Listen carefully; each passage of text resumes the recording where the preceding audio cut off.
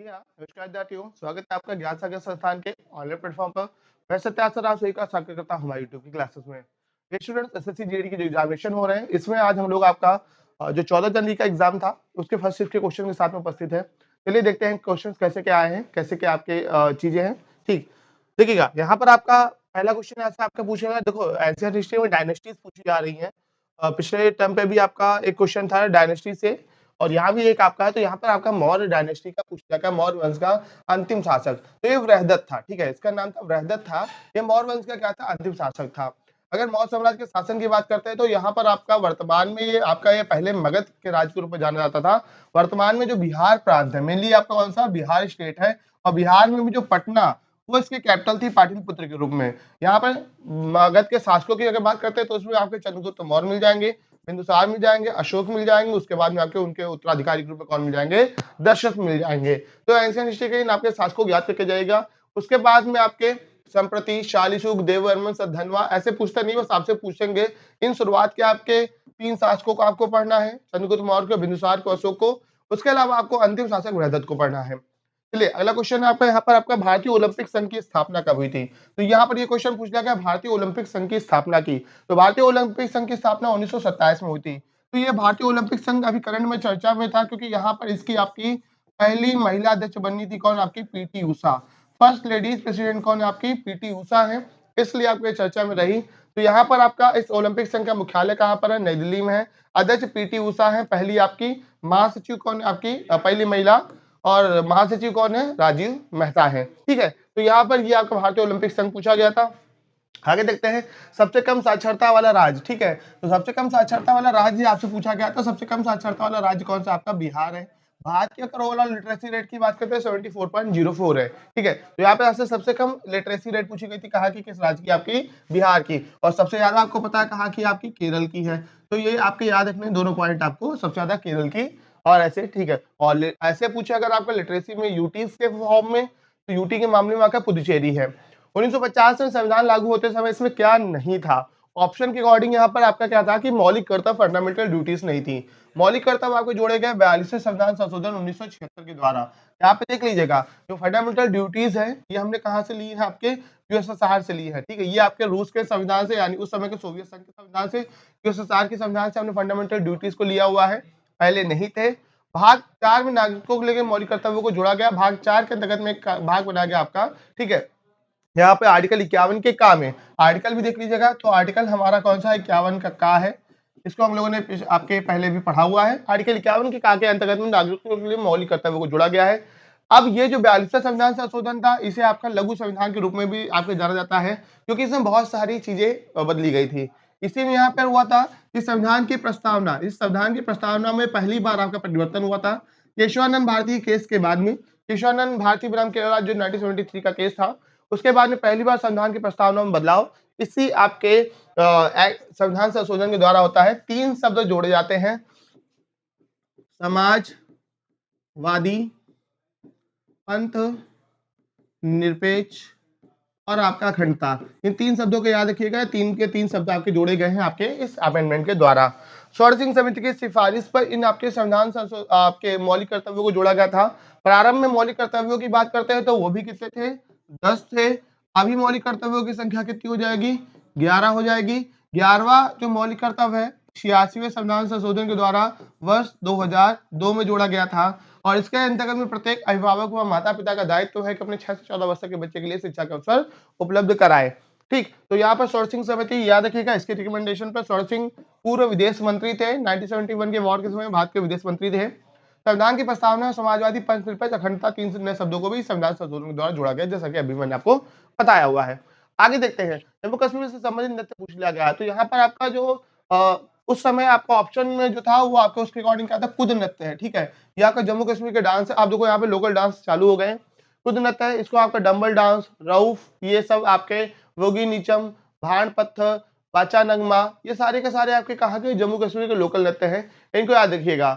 यहाँ पर आपका एक ये जो कुद नृत्य है राजस्थान में गढ़सिया जनजाति करती है, और कुद नृत्य जम्मू कश्मीर में भी होता है। दोनों याद रखिएगा, दोनों जगह मिलेगा आपका।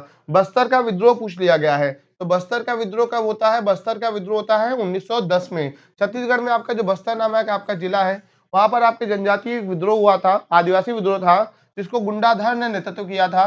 लाल करण सिंह भी इनके साथ में थे। ये आपका 1910 में होता है। ठीक है, तो अब यहाँ पर आपका ये एक विद्रोह आपका ऑप्शन में क्वेश्चन पूछा गया था मॉडर्न हिस्ट्री से। सुप्रीम कोर्ट की स्थापना कब हुई? यहाँ पर आपको देख लो, सुप्रीम कोर्ट की स्थापना पूछ ली गई है। तो यहाँ पर आपका ये सुप्रीम कोर्ट की स्थापना सबसे पहले देख लो 1935 के GOI एक्ट के द्वारा हुई थी। 1935 का गवर्नमेंट ऑफ इंडिया एक्ट था। इसके अंतर्गत में भारत में एक संघीय न्यायालय की स्थापना का प्रावधान था और इस संघीय न्यायालय के प्रावधान में अक्टूबर 1937 में क्या किया गया था? सुप्रीम कोर्ट की स्थापना हुई थी। यहाँ पर आपके जो आजादी के बाद में भारत में सुप्रीम कोर्ट ऑफ इंडिया, इसका आपका कार्यवाही कब से लागू होती है? आपकी 28 जनवरी 1950 में। ठीक है, अगर सुप्रीम कोर्ट की बात करते हैं, उस समय हमारे आपके इसमें 7 जज थे और इसमें जो आपके मुख्य न्यायाधीश थे, अगर मुख्य न्यायाधीश पूछ लिया जाए तो वो आपके कौन थे? मॉरिस ग्वेयर। इनका भी नाम याद रखिएगा, कौन थे? सुप्रीम कोर्ट के आपके पहले जो अंग्रेज आपके कौन थे? ये कौन थे? मॉरिस ग्वेयर। ये आपके पहले आपके जज थे, चीफ जस्टिस थे मॉरिस ग्वेयर की। अगर भारतीय जज की बात करते हैं तो भारतीय जज के रूप में आपको मिलेंगे भारत के पहले आपके जो सुप्रीम कोर्ट जज थे, हीरालाल जे कानिया। ठीक है, कौन है? हीरालाल जे कानिया। अभी वर्तमान में ये पहले आपके भारतीय जज थे। ठीक है, पहले जज थे। अभी हमारा आपका देखा जाए तो वर्तमान में DY चंचूड़ ये भारत के 50वें क्या है? मुख्य न्यायाधीश है। DY चंचूड़ 50वें मुख्य न्यायाधीश है। इनके पिताजी का नाम है YV चंद्रचूड़। ये YV चंद्रचूड़ को नाम याद रखिएगा, सबसे लंबे समय तक कार्य करने वाले आपके सुप्रीम कोर्ट के जज रहते हैं। मद्रास में सर्वोच्च न्यायालय की स्थापना किंग जॉर्ज थर्ड द्वारा 26 दिसंबर 1800 में की गई। बॉम्बे सुप्रीम कोर्ट के सामने 8 दिसंबर 1823 में हुई। ये पहले 3 हाई कोर्ट में आपके कौन कौन से थे? मद्रास, कलकत्ता और बॉम्बे। ये 3 हाई कोर्टों की सबसे पहले क्या की गई थी? स्थापना की गई थी। आपके सामने इनका आपका ये आपका डेट वगैरह है, देख लीजिएगा। चलो अगला देखते हैं। सबसे पुराना हाई कोर्ट आपका कौन सा? कलकत्ता हाई कोर्ट है, ये भी याद रखो। और कलकत्ता हाई कोर्ट के जो सबसे पहले हमारे आपके चीफ जस्टिस थे, उनका नाम भी देख लो, कौन था आपका? Elijah Impey. ठीक है, इनका नाम क्या था आपका? Elijah Impey. इसको भी याद कर लीजिएगा आप। आगे देखते हैं, स्थिरता के साथ विकास कौन सी पंचवर्षीय योजना का उद्देश्य था? यहाँ पे देखिएगा, जो हमारी की पंचवर्षीय योजनाएं हैं, इनसे क्वेश्चन जरूर आ रहा है। आप ज्ञान सागर की प्लेलिस्ट पे जा सकते हैं, वहां पर आपको जो इकोनॉमिक्स का सेक्शन है, वहां पर आपको मिल जाएगी। इकोनॉमिक्स की क्लासेस मैंने पढ़ाई हुई है पूरी डिटेल से, तो आप उन पंचवर्षीय योजनाओं को पूरी तरीके से अच्छे से पढ़ सकते हैं कि कैसे क्या आपके क्वेश्चन आ रहे हैं, आपके लिए हेल्पफुल होंगी। तो यहाँ पर आपके पूछा गया है कि आपका ये थीम दे दी गई है, उद्देश्य दे दिया गया है, स्थिरता के साथ विकास किसमें था? तो यहाँ पर आपका जो चौथी पंचवर्षीय योजना थी, इसमें स्थिरता के साथ विकास था। दूसरा निर्भरता की स्थिति को प्राप्त करना था। अब यहाँ पर ये सारी की सारी आपकी जो पंचवर्षीय योजनाएं हैं, उनके आपको उद्देश्य देख लीजिएगा। तो पहली पंचवर्षीय योजना का उद्देश्य क्या था? कृषि पर विकास था, क्योंकि देश आजाद हुआ और देश को खाद्यान्न के मामले में आत्मनिर्भर बनाना है। दूसरी पंचवर्षीय योजना औद्योगिक विकास हुई थी। तीसरी में आपके गतिमान और आत्मनिर्भर बनना था। चौथी में स्थिरता के साथ में विकास करना था, आत्मनिर्भरता पाना था। पांचवी में कृषि को सर्वोच्च प्राथमिकता दी गई और उद्योगों खानों को वरीयता दी गई थी। छठे में गरीबी उन्मूलन का आपका था और आत्मनिर्भर भारत का लक्ष्य प्राप्त करना था। सातवें में आत्मनिर्भर अर्थव्यवस्था की स्थापना, रोजगार के पर्याप्त अवसर। आठवां मानव संसाधन विकास, जैसे रोजगार, शिक्षा और सार्वजनिक स्वास्थ्य के विकास को सर्वोच्च प्राथमिकता दी गई थी। नवीं में न्याय और समानता के साथ विकास। 10वीं में अगले 10 वर्षों में भारत की प्रति व्यक्ति आय को दोगुना करना था। 11वीं तेज और अधिक समावेशी विकास। 12वीं पंचवर्षीय योजना में तेज, अधिक समावेशी और सतत विकास का। अभी यहाँ पर आपका पीएम स्वनिधि योजना पूछ ली गई है। ये पीएम स्वनिधि योजना कोविड के बाद में लागू की गई थी 2020 में, और ये उनके लिए थी जो आपके स्ट्रीट वेंडर्स होते हैं, जो ठेले पटरी वाले, लोकल रेहड़ी वाले व्यापारी होते हैं, व्यवसायी होते हैं, उनके लिए सहायता देने के लिए योजना थी, जिसमें सरकार के द्वारा उनको आपका 1 वर्ष के लिए क्या था? अपने बिजनेस करने के लिए 10,000 रुपए तक का लोन था। अब इस लोन की राशि को बढ़ा दिया गया है। प्रारंभ में योजना शुरुआत में केवल कोविड के टाइम तक थी, अभी ये परियोजना आपकी और आगे बढ़ चुकी है। तो यहाँ पर पीएम स्वनिधि योजना पूछ ली गई है, किसके लिए थी आपकी? ठीक, तो यहाँ पर अगला देखिएगा, 2020 में आवास विकास शहरी मामलों ने रेहड़ी पटरी वालों को न केवल ऋण देकर बल्कि उनके समग्र विकास, बाकी सब कथा कहता है, मैं नहीं बताऊंगा। ठीक है, देख लीजिएगा आप जो भी है। 2018 में एशिया खेल का मोटो, लोग 2018 के एशियन खेल के मोटो पूछ लिए गए हैं। अब आप ये पढ़ के जाओगे कि कहाँ पर होगा, इतना पढ़ोगे, लेकिन ये मोटो इसका ये थोड़ा सा अनएक्सपेक्टेड है। तो 2018 के एशिया खेल के मोटो इसका क्या था? एनर्जी ऑफ एशिया में था। ये जकार्ता और पाल्मेन इंडोनेशिया में हुए थे। आपके 465 दिन में आपके 46 खेलों का, सॉरी, ये आपका ये 446 खेल हुए थे। उद्घाटन किसने किया था? जोको विडोडो ने किया था, जो इंडोनेशिया के प्रेसिडेंट थे। भारत की रैंक कौन सी थी? 8वीं थी। इसमें भारत को 16 गोल्ड, 23 सिल्वर और आपके 31 ब्रॉन्ज, मतलब कुल 70 मेडल मिले थे। पहला स्थान आपका चाइना का आया था, सेकंड आपका जापान का था। देखिए लिखा है पहला चाइना का, दूसरा जापान का। 19वें एशियन गेम जो 2022 में ये कहाँ हो रहे थे? हांगझो चाइना में हो रहे थे 23 सितंबर से अक्टूबर 2023 के बीच में। लेकिन कोविड की वजह से क्या हुआ, ये आपके पोस्टपोन कर दिए गए हैं। इसका मोटो क्या था? हर्ट टू हर्ट था। Official slogan of the Hangzhou Asian game is heart to heart, ठीक फ्यूचर। कुल इवेंट इसमें कितने होते थे आपके? 482 इवेंट होने थे 40 खेलों में। उधर भी 465 इवेंट थे, सॉरी खेलों की प्रतियोगिता थी। अच्छा, कौन सा अभिनेता 2022 से 25 बंगाल से मध्य प्रदेश लोकसभा सदस्य बने हैं? अब यहाँ पे देख लो, ये आपके क्वेश्चन ऐसे पूछ लिया गया कि कौन आपके पश्चिम बंगाल से मध्य प्रदेश में आपके लोकसभा सदस्य बने, कौन है आपके?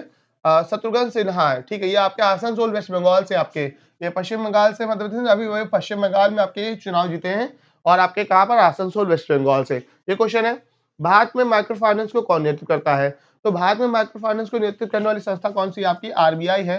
सूक्ष्म वित्त क्षेत्र को विनियमित करती है। आरबीआई माइक्रो फाइनेंस इंस्टीट्यूशन की उधार दर और मार्जिनिंग पर ऊपरी सीमा निर्धारित करती है। बाकी सारे आपके इसके टर्म्स है, देख लीजिएगा। तो आपके माइक्रो फाइनेंस को नियंत्रित करने वाली संस्था हो गई आपकी आरबीआई। तो ये आज के शिफ्ट के कुछ क्वेश्चन थे हम लोग के साथ में, जिनको हम लोगों ने पढ़ा। बाकी हम लोग फिर मिलते हैं जल्दी से सेकंड शिफ्ट के क्वेश्चन के साथ में। तब तक के लिए जुड़े रहिए ज्ञान सागर साथ में। तब तक के लिए धन्यवाद।